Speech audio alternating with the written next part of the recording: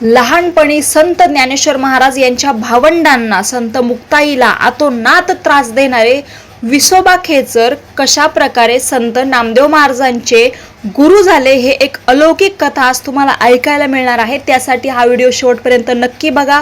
चरित्र अगदी छोटंसं आहे पण आपल्याला बरंच काही शिकवून जातं।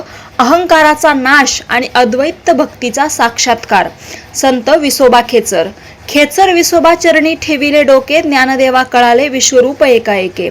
वारकरी संप्रदायाचा पाया रचणारे संत श्रेष्ठ ज्ञानेश्वर महाराज, संत नामदेव महाराज यासारख्या महान संतांचे नाव घेताच आपले मस्तक आदराने लवते। परंतु या अलौकिक संतांना ज्यांनी आत्मानुभूतीची दीक्षा दिली, ज्यांच्या एका दर्शनाने संत नामदेवांचा संभ्रम दूर झाला आणि ज्यांनी ज्ञानदेवांच्या पाठीवर कौतुकाची थाप दिली, ते महान अधिकारी संत म्हणजे संत विसोबा खेचर। वारकरी संप्रदायाच्या इतिहासात संत विसोबा खेचर यांचे स्थान एका श्रेष्ठ गुरुचे आणि तत्वज्ञाचे आहे।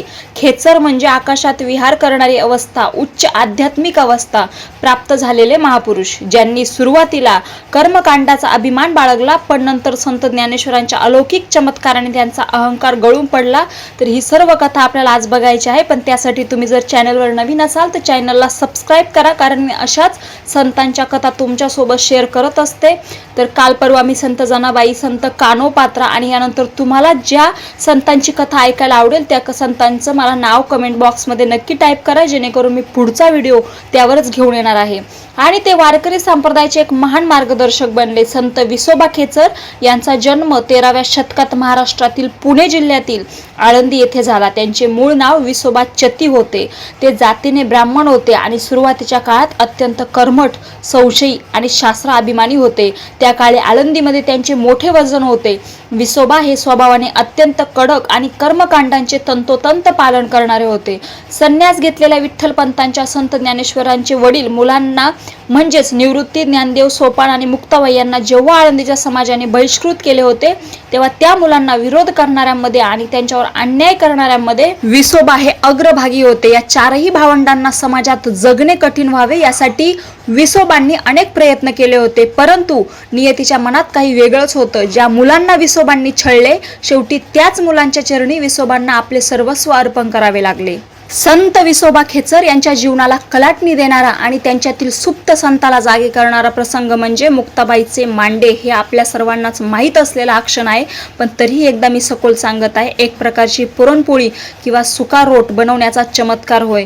एकदा सिद्धांच्या या चारही भावंडांना ज्ञानदेव आणि भावंडे नागपंचमीच्या सणासाठी मांडे खाण्याची इच्छा झाली। मुक्ताबाई मांडे बनवण्यासाठी गावात खापर, मातीचे भांडे आणण्यासाठी निघाल्या, परंतु विसोबांनी आधीच गावातील सर्व कुंभारांना, भांडी बनवणाऱ्यांना कडक ताकीद दिली होती की या संन्याशाच्या मुलांना कोणीही मातीचे भांडे द्यायचे नाही। जर कोणी दिले तर त्याला गावातून वाळीत टाकले जाईल। बिचारी मुक्ताबाई संपूर्ण गावात फिरली पण विसोबांच्या भीतीने तिला कोणीही खापर दिले नाही। मुक्ताबाई रिकाम्या हाताने रडत रडत झोपडीत परत आली। ज्ञानदेवांनी आपल्या लहान बहिणीच्या डोळ्यातील अश्रू पाहिले आणि विचारले, मुक्ता काय झाले, तू रडतेस का? मुक्ताबाई म्हणाल्या, दादा, गावातल्या विसोबांनी मला मांडे भाजण्यासाठी खापर आणू दिले नाही। आता मी मांडे कसे भाजणार? ज्ञानेश्वर महाराज हसले आणि म्हणाले, मुक्ता, तू रडू नकोस, तू मांड्यांची तयारी कर, मी तुला खापर देतो। असे म्हणून ज्ञानेश्वरांनी आपल्या योग अग्नीच्या बळावर स्वतःची पाठ लाल भडक तापवली आणि मुक्ताबाईला सांगितले, हे बघ मुक्ता, माझी पाठ म्हणजेच तुझे खापर आहे, तू या पाठीवर मांडे भाजून घे। मुक्ताबाईंनी अत्यंत आनंदाने ज्ञानदेवांच्या पाठीवर गरमागरम मांडे भाजले। हा सर्व प्रकार विसोबा लपून पाहत होते। त्यांना वाटले होते की मुक्ताबाई रिकाम्या हाताने परत आल्यावर ही मुलं उपाशी राहतील, पण जेव्हा त्यांनी पाहिलं की एक कोमल बालक आपल्या योगाच्या ताकदीने स्वतःची पाठ खापरासारखी तापवत आहे, तेव्हा विसोबांच्या पायाखालची जमीनच सरकली। त्यांचा सर्व अहंकार, कर्मठपणा आणि अभिमान एका क्षणात गळून पडला। त्यांना जाणीव झाली की मी ज्या मुलांना संन्यासाची पोरं म्हणून हिणवलं, ते सामान्य जीव नसून साक्षात ईश्वरी अवतार आहे, ईश्वरच आहेत। विसोबा अत्यंत व्याकुळ झाले। ते धावत झोपडीत गेले आणि ज्ञानेश्वरांच्या पाठीवर राहिलेले मांड्याचे कण, उष्टे तुकडे प्रसाद म्हणून खाण्यासाठी जमिनीवर पडले।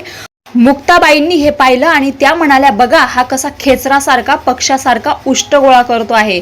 मुक्ताबाईच्या मुखातून निघालेल्या या खेचर शब्दावरूनच पुढे विसोबांचे नाव विसोबा खेचर असे पडले। विसोबांनी ज्ञानदेवांच्या चरणावर डोकं ठेवलं आणि त्यांचे डोळे अश्रूंनी भरून आले। ज्ञानेश्वरांनी त्यांना उठवलं आणि क्षमा केली। येथून विसोबांच्या आध्यात्मिक प्रवासाला सुरुवात झाली आणि ते ज्ञानदेवांचे परमशिष्य बनले।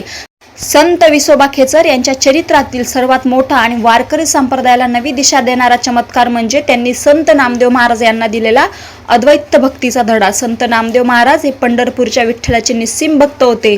ते विठ्ठलाशी प्रत्यक्ष बोलायचे, त्याला जेवू घालायचे. त्यामुळे नामदेवांच्या मनात एक सुप्त अहंकार निर्माण झाला होता की माझ्यासारखा भक्त जगात कोणी नाही आणि देव फक्त पंढरपुरातच आहे. एकदा संत ज्ञानेश्वर आणि इतर संतांची आळंदीत बैठक झाली. तिथे संत गोरा कुंभार यांनी सर्वांची परीक्षा घेण्यासाठी प्रत्येकाच्या डोक्यावर थापटणे मारले. जेव्हा त्यांनी नामदेवांच्या डोक्यावर थापटणे मारले तेव्हा ते म्हणाले, हे मडकं अजून कच्चं आहे. म्हणजेच नामदेवांची भक्ती अजून अपूर्ण आहे, कारण त्यांना अजून सद्गुरू मिळालेले नाहीत. नामदेव महाराज अत्यंत दुःखी झाले. ते रडत पंढरपूरला विठ्ठलाकडे गेले.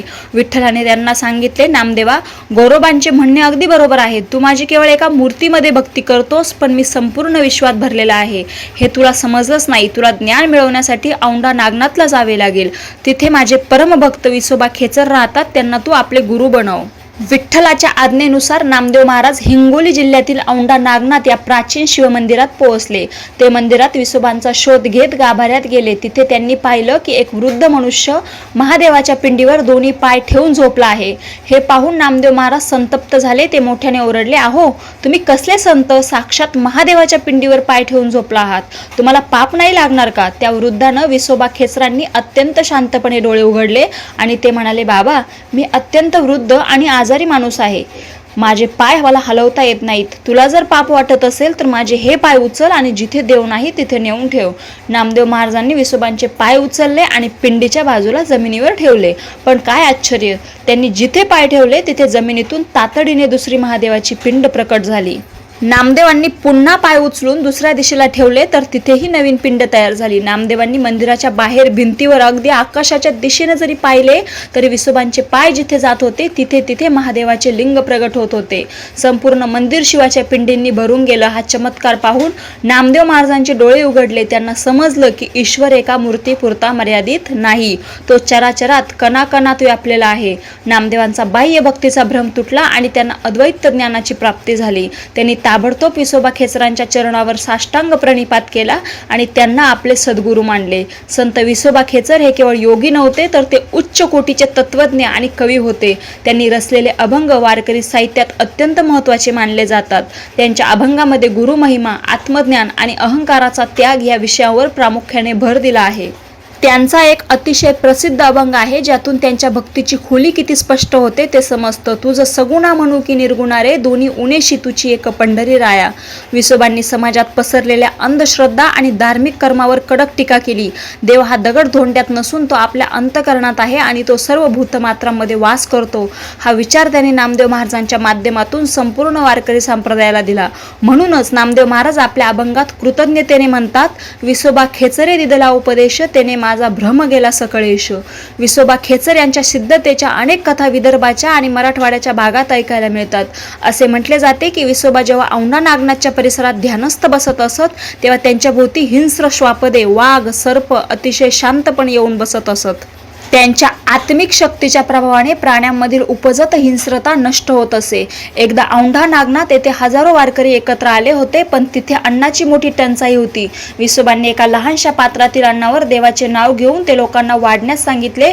चमत्कार असा झाला की हजारो लोकांनी पोटभर जेवण केलं तरीही ते भांड रिकामं झालं नाही. संत विसोबा खेचर यांनी आपले संपूर्ण उत्तर आयुष्य औंढा नागनाथ जिल्हा हिंगोली येथे विठ्ठल आणि शिवाच्या चिंतनात घालवले. त्यांनी याच पवित्र भूमीत संजीवन समाधी घेतली. आज औंढा नागनाथच्या मंदिराच्या परिसरात संत विसोबा खेचर यांची भव्य आणि पवित्र समाधी आहे. पंढरीची वारी करणाऱ्या आणि नागनाथच्या दर्शनाला जाणाऱ्या प्रत्येक वारकऱ्यासाठी ही समाधी अत्यंत पूजनीय आहे. संत विसोबा खेचर नसले तर वारकरी संप्रदायाची गुरु परंपरा शक्यतो अपूर्णच राहिली असती. त्यांनी आदिनाथ म्हणजे शिव, मच्छिंद्रनाथ, गोरक्षनाथ, गहिनीनाथ, निवृत्तीनाथ, ज्ञानेश्वर महाराज आणि ज्ञानेश्वरांकडून आलेली ही ज्ञानगंगा विसोबांच्या माध्यमातूनच संत नामदेवापर्यंत पोहोचली. संत विसोबा खेचर यांचे जीवन आपल्याला दोन अतिशय महत्त्वाचे धडे देतं. ते म्हणजे एक, अहंकाराचा त्याग. मनुष्य कितीही मोठा विद्वान असला तरी जोपर्यंत त्याचा अहंकार गळत नाही तोपर्यंत त्याला खऱ्या ज्ञानाची प्राप्ती होत नाही. मुक्ताबाईच्या चमत्काराने विसोबांचा अहंकार क्षणात नष्ट झाला आणि ते संत बनले. 2. सर्वव्यापी ईश्वर. देव केवळ मंदिरात नाही, तो प्रत्येक माणसामध्ये, प्राण्यांमध्ये आणि निसर्गाच्या कणाकणात आहे. हीच खरी वारकरी भक्ती आहे. जेव्हा माणसाला सत्य ज्ञानाचा निजध्यास लागतो तेव्हा त्याचे संपूर्ण जीवन बदलून जातं. विसोबा चती यांचे संत विसोबा खेचर होणे हाच निजध्यास दर्शवतो. रामकृष्ण हरी.